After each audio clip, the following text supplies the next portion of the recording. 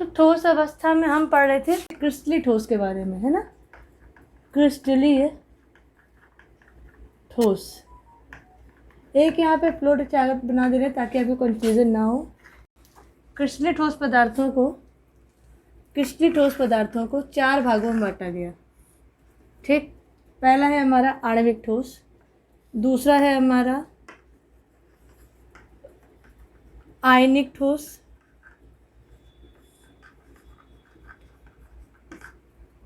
तीसरा है हमारा धात्विक ठोस और चौथा है हमारा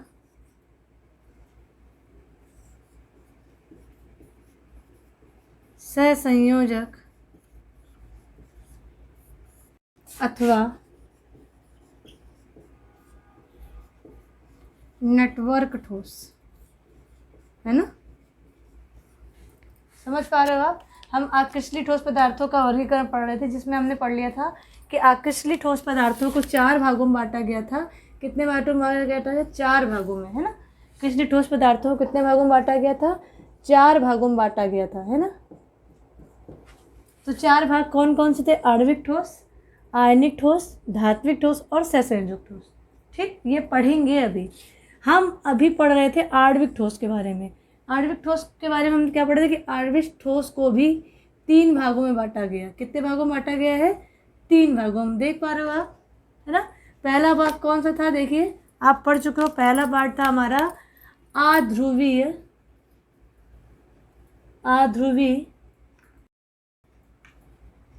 आणविक ठोस।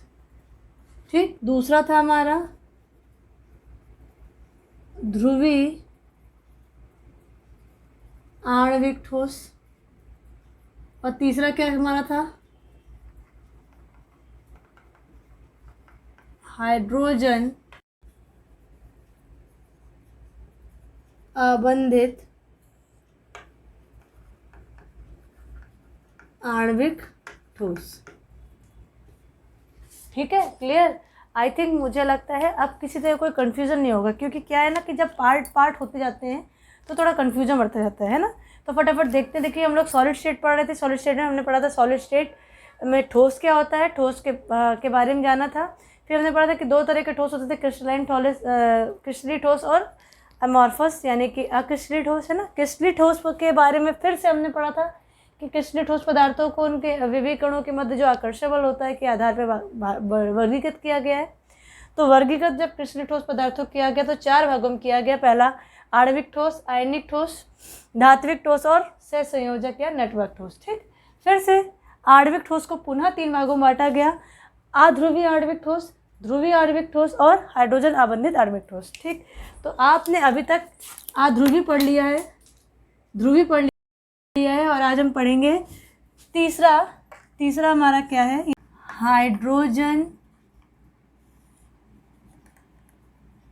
हाइड्रोजन अबंधित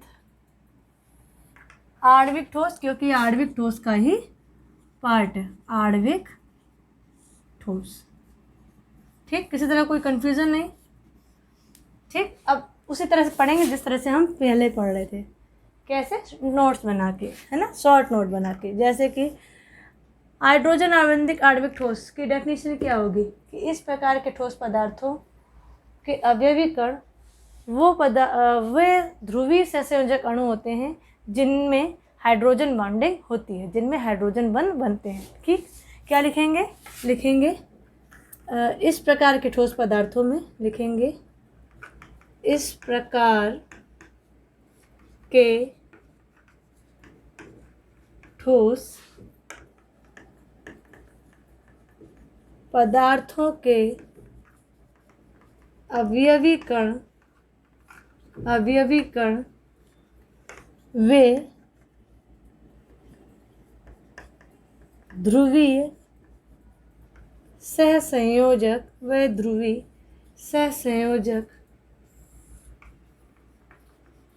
अणु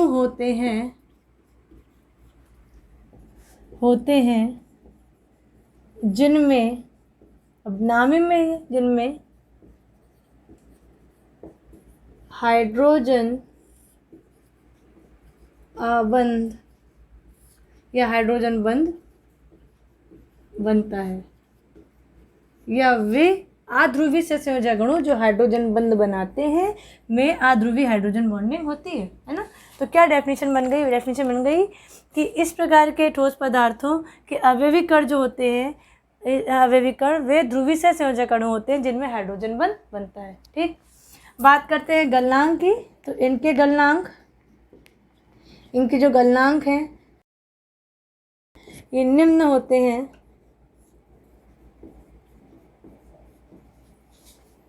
तथा ये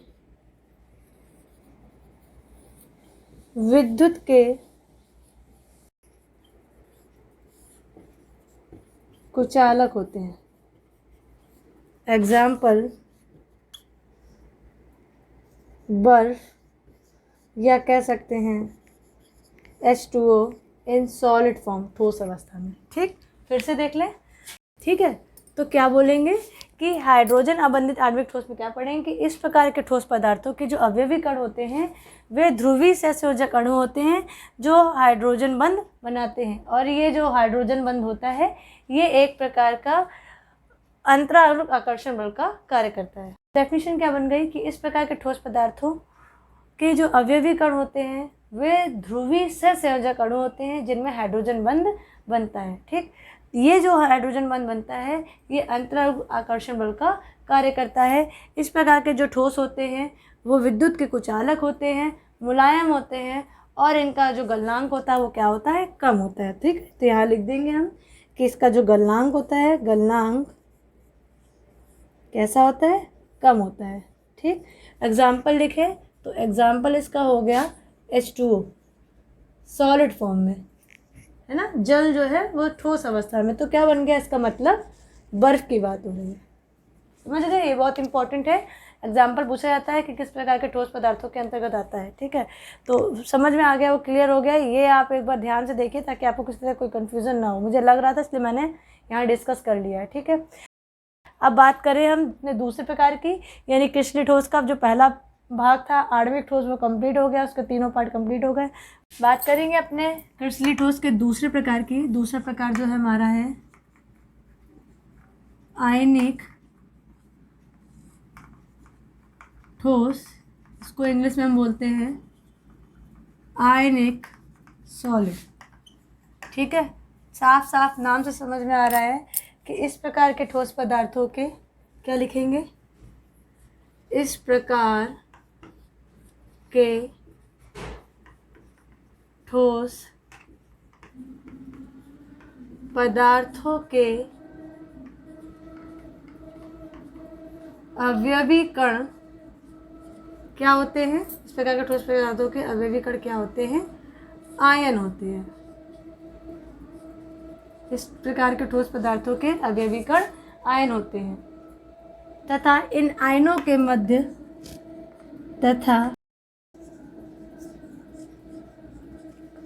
इस प्रकार के ठोस पदार्थों में विपरीत आवेश के आयनों के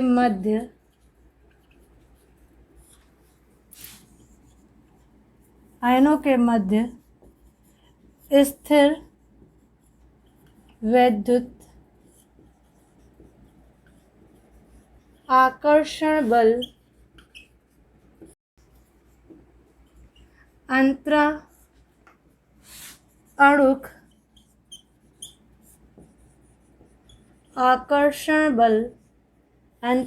आकर्षण बल का कार्य करता है। क्लियर हो गया? क्या इस प्रकार के ठोस पदार्थों के जो अवयवी कण होते हैं वो आयन होते हैं। क्या होते हैं? आयन होते हैं। तो इस प्रकार के ठोस पदार्थों में विपरीत आवेश के आयनों के मध्य स्थिर वैद्युत आकर्षण बल जो होता है वो अंतराणुक आकर्षण बल का कार्य करता है। ठीक, एग्जाम्पल ले लेंगे अगर इसका एग्जाम्पल, एग्जाम्पल हो गया इसका NaCl, MgO और जिंक सल्फाइड। ठीक है, ये सभी सॉलिड फॉर्म में है। NaCl, MgO। इस प्रकार आगे क्या लिखेंगे कि इस प्रकार के ठोस भंगुर। अब भंगुर का मतलब क्या हो गया, पता है आपको भंगुर का मतलब? तथा कठोर होते हैं। बताइए सोच के, ये वर्ड आपने पहले कभी सुना है क्या? इस प्रकार के ठोस भंगुर तथा कठोर होते हैं। भंगुर का मतलब बताइए सोच के, तो फिर हम बताएं। हाँ, याद आया आपको भंगुर का मतलब क्या होता है? नहीं पता? देखिए, इस प्रकार के ठोस कठोर होते हैं, यानी ऐसे कठोर जो कठोर तो है, सॉलिड तो है, लेकिन जब वो गिर जाते हैं, जब वो टूट जाते हैं तो बिल्कुल बिखर जाते हैं, है ना। वो उसे कहते हैं भंगुर की प्रॉपर्टी, यानी कि होते हैं ब्रिटिल करेक्टर, ब्रिटिल प्रॉपर्टी। कि इस प्रकार के ठोस जो ठोस तो होते हैं, लेकिन जब वो टूटते हैं तो बिल्कुल बिखर जाते हैं, बिल्कुल टुकड़ों टुकड़ों में हो जाते हैं, तो इसे बोलते हैं भंगुर होना। बहुत जल्दी टूटते हैं। ठीक, ठोस तो है लेकिन बहुत जल्दी टूटते हैं। तो इस प्रकार के जो ठोस होते हैं वो कठोर होते हैं परंतु भंगुर होते हैं। फिर लिखा है ठोस अवस्था में विद्युत कुचालक होते हैं। क्यों? क्योंकि ठोस अवस्था में इनमें मुक्त आयन नहीं पाए जाते, इसलिए ये विद्युत कुचालक होते हैं। जबकि जलीय और गलित अवस्था में इसमें मुक्त आयन पाए जाते हैं, इसलिए ये विद्युत के सुचालक होते हैं। सुचालक कुचालक का मतलब समझ रहे हो? सुचालक का मतलब जिसमें करंट का फ्लो हो जाएगा, विद्युत यानी लाइट का फ्लो हो जाएगा। सुच मतलब सुगमता से, चलक, चालक का मतलब चलना, सु का मतलब सुगम, चालक का मतलब चलना। सुगमता से जिसमें करंट बह जाए उसे कहेंगे सुचालक। और कु का मतलब नहीं, है ना, तो जिसमें नहीं चलेगा वो हो गया कुचालक। तो अब यहाँ जब फ्री रेडिकल है ही नहीं, मुक्त आयन है ही नहीं, इसमें क्या कह रहे हैं कि ठोस अवस्था में मुक्त आयन नहीं पाए जाते। तो जब मुक्त अवस्था में आयन नहीं होंगे तो करंट फ्लो ही नहीं होगा, तो विद्युत कुचालक होंगे। गलित अवस्था और जलीय अवस्था में मुक्त आयन होते हैं, यानी फ्री होते हैं लोग, तो वो करंट को घुमा देते हैं, इधर उधर करंट चला जाता है, तो ये विद्युत के सुचालक होते हैं। समझ में आ गया? क्लियर? तो ये था आपका आयनिक ठोस, नाम से ही पता लग जाएगा आपको। अच्छा, एग्जाम्पल, ठीक है, तो एग्जाम्पल इनका क्या हो गया? NaCl, sodium chloride, magnesium oxide और जिंक सल्फाइड। ठीक, अब बात करेंगे हम अपने, इधर देखिए, क्रिस्टलीय ठोस के चौथे प्रकार की। आणविक ठोस, आयनिक ठोस पढ़ चुके हैं। अब हम पढ़ेंगे तीसरे प्रकार की बात करेंगे। हम बात करेंगे धात्विक ठोस के बारे में। ठीक, चलिए बात करेंगे तीसरे प्रकार की। तो इस प्रकार के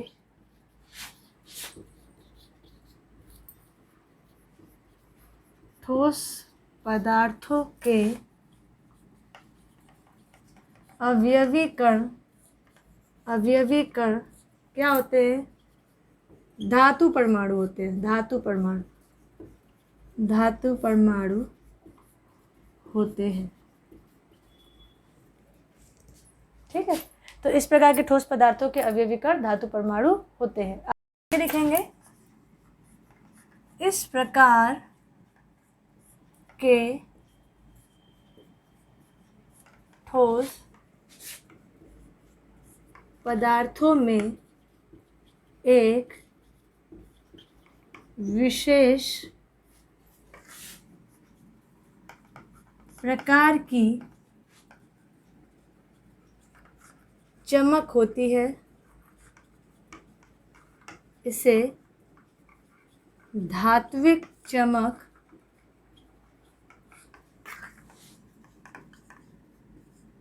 कहते हैं। आगे, मुक्त आयनों की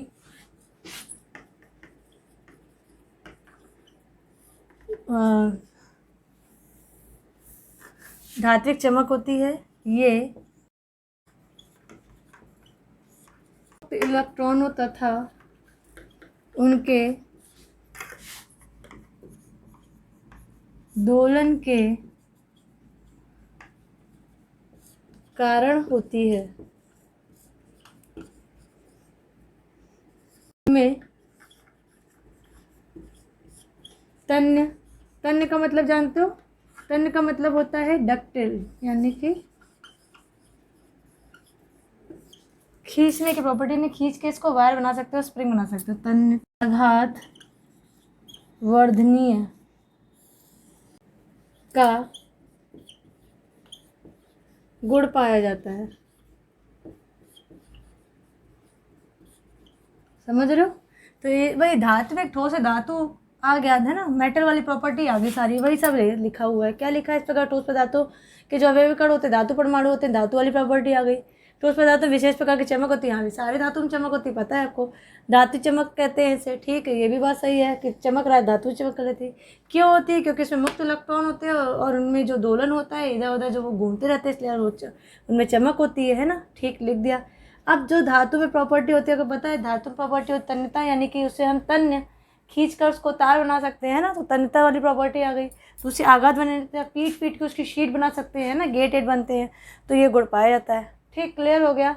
और साथ में क्योंकि धातु कठोर होते हैं तो ये भी क्या होते हैं? कठोर होते हैं। ठीक, मुक्त इलेक्ट्रॉनों या इनमें से आयनों, मुक्त इलेक्ट्रॉनों की उपस्थिति के कारण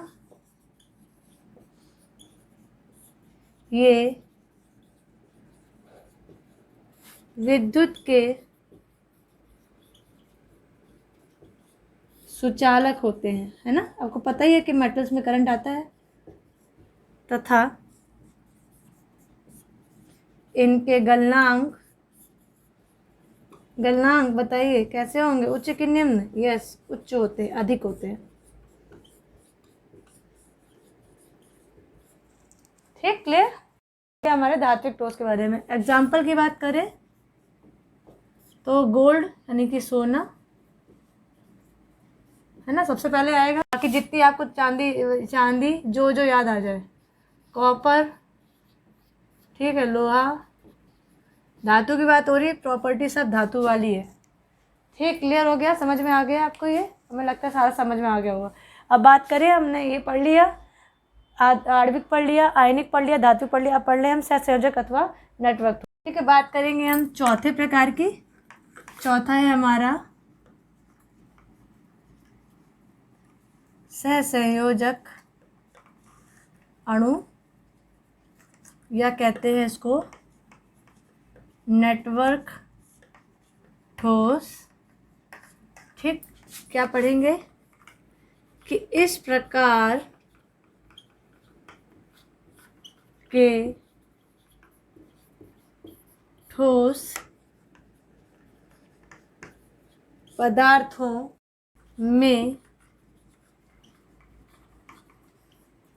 अवयवीकरण आधातु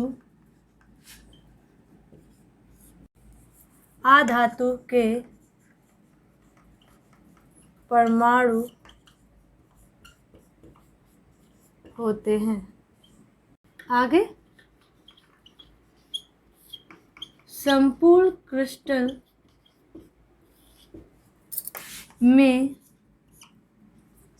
क्रिस्टल में सभी परमाणु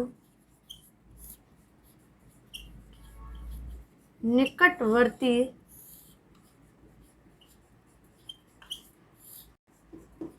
परमाणुओं से सहसंयोजक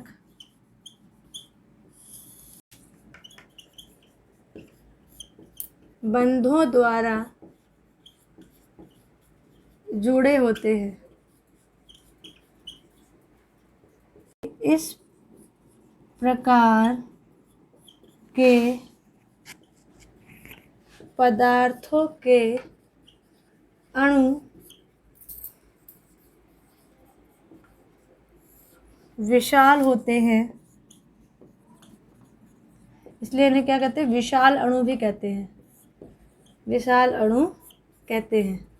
एग्जाम्पल हो गया, एग्जाम्पल जैसे कि ग्रेफाइट। आपने देखा है ग्रेफाइट को? ग्रेफाइट का नाम सुना है? ग्रेफाइट, डायमंड, ठीक, क्रिस्टली सिलिकॉन। इस प्रकार के जो बड़े बड़े अणु होते हैं वो सहसंयोजक बंधों द्वारा एक दूसरे से जुड़े होते हैं, उनके जो अंदर परमाणु होते हैं, इसीलिए इसे नेटवर्क ठोस भी कहते हैं। क्या हुआ? ग्रेफाइट, डायमंड और क्रिस्टली सिलिकॉन। ये भी क्या होते हैं? ये बहुत कठोर होते हैं। कैसे होते हैं? बहुत कठोर होते हैं और मुक्त आयनों या मुक्त इलेक्ट्रॉनों की उपस्थिति के कारण ये भी क्या होते हैं? विद्युत के क्या होंगे? हमने बताया था आपको, इलेक्ट्रॉन होंगे फ्री तो क्या करेंगे? करंट का फ्लो कर देंगे, तो क्या होते हैं? विद्युत के सुचालक होते हैं और बहुत कठोर होते हैं। क्लियर हो गया? एग्जाम्पल हमारा इसमें हो गया है डायमंड, क्रिस्टली सिलिकॉन और ग्रेफाइट। ठीक है, तो यहाँ पे आपका क्रिस्टली ठोस के चारों प्रकार कंप्लीट होगा और ये भी हम पढ़ चुके हैं। ठीक, अब हम मिलेंगे नेक्स्ट वीडियो में नेक्स्ट टॉपिक के साथ।